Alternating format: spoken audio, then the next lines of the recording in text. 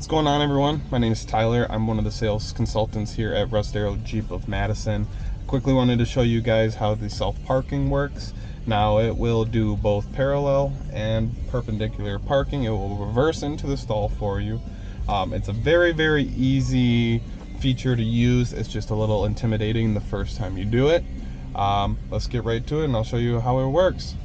First, you want to hit the park assist button, which is going to be the little P with the steering wheel on there. It's automatically going to scan the passenger side for parallel unless you hit the OK button on the steering wheel to switch it to perpendicular. Once it's scanning, you're going to slowly drive forward until it scans a spot. So there, once it dings, it's going to tell you stop and remove hands from the steering wheel and shift to reverse.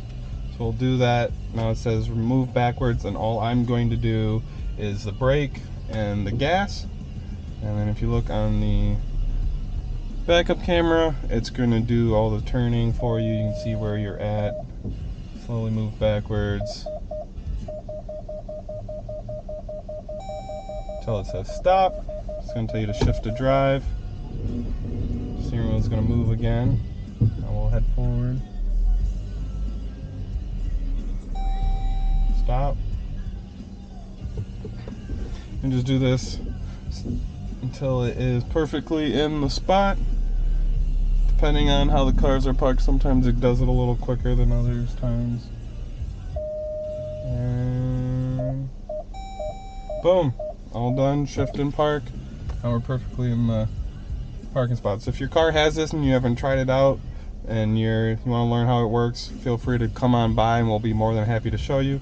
Otherwise, if you have any questions about it, give us a call or stop on by, and always happy to show you the new features on our vehicles. Thanks guys, stay safe.